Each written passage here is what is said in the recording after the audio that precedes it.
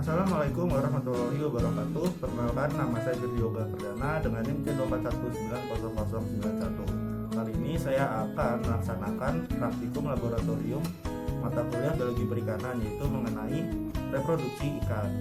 Ikan yang saya gunakan untuk analisis kali ini merupakan ikan nila atau Oreochromis niloticus. Jadi sebelum kita melakukan praktikum, kita harus memastikan sudah menggunakan standar operasional prosedur, yaitu pertama menggunakan sarung tangan latex, lalu menggunakan masker, dan yang ketiga menggunakan jas laboratorium. Selanjutnya kita harus menyiapkan alat dan bahannya.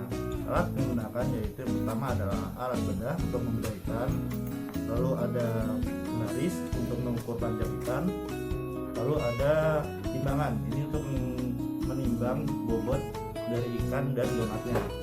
Lalu ada alat tulis, ada rotasi, ada spidol, ini untuk memberi label, lalu ada labelnya, lalu ada wadah di sini, dan bahannya yang kita gunakan adalah ikan nila. Lalu yang terakhir ada trash bag di bawah sini untuk alas membedah ikan. Oke, ini merupakan langkah yang pertama, yaitu kita mengukur bobot total dari ikan nila Oreochromis niloticus. Jadi sebelum ditimbang, ikan nila dibersihkan dari lendir dan airnya yang ada di tubuhnya menggunakan tisu. Setelah itu kita taruh timbangan dan kita melihat hasil timbangannya. Hasil timbangannya ini sekitar 350 gram. Setelah ditimbang, ikan nila yang masih utuh diukur panjangnya menggunakan penggaris, mengukur panjang kepala, panjang total, panjang baku, dan panjang cagar. Setelah melakukan pengukuran panjang, selanjutnya kita masuk ke dalam proses pembedahan ikan untuk mengambil organ dalam ikan. Pembedahan ikan dilakukan selalu dari bagian anus. Pembedahan dimulai menggunakan gunting, bisa gunting bengkok atau yang lurus. Di sini saya menggunakan gunting yang bengkok. Dari anus digunting atau dibedah secara vertikal ke atas sampai bagian linea literalis. Selanjutnya belok ke kiri atau menuju tutup insang atau operculum. Pembedahan di sini cukup melakukan dengan hati-hati karena khawatir bahwa organ dalamnya bisa saja terkena gunting. Jadi pelan-pelan dilakukan pembedahannya karena rawan sekali untuk organ dalam tersebut tergunting.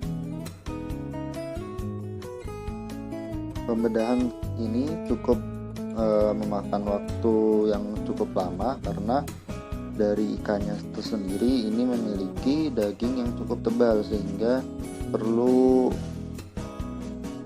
usaha yang khusus gitu, usaha yang lebih karena mengingat daging yang cukup tebal dan tulang atau duri yang cukup keras sehingga pengguntingan di sini agak lama.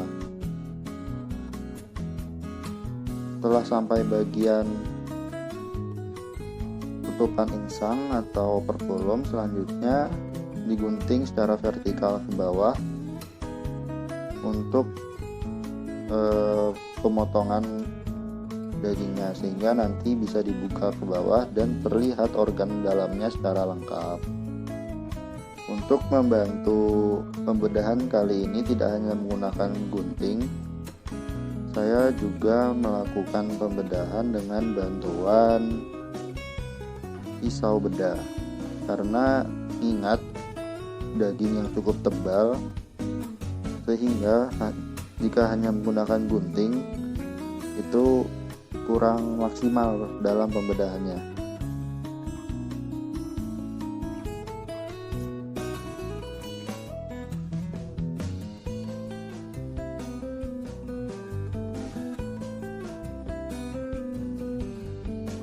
Nah, berikut merupakan ikan nila yang sudah dibedah.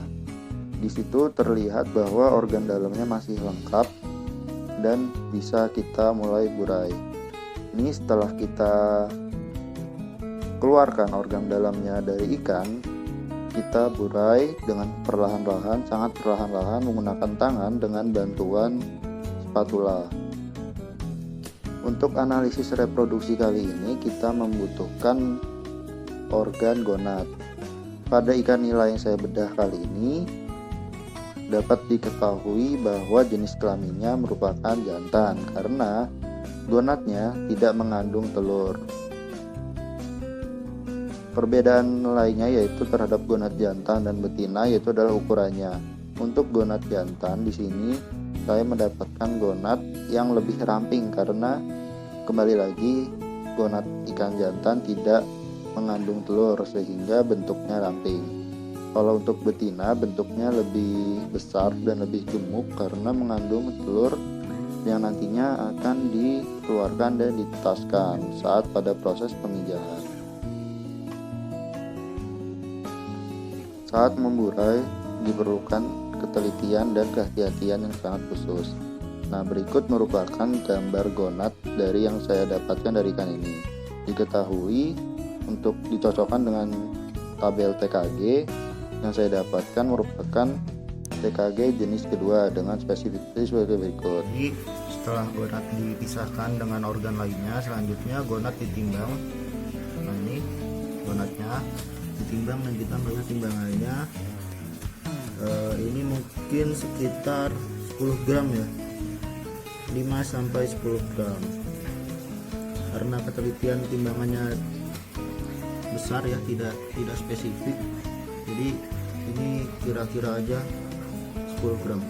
Setelah ditimbang, ikan dilakukan proses dokumentasi, di mana ikan dengan 2 penggaris dan gonad di atasnya beserta anotasi.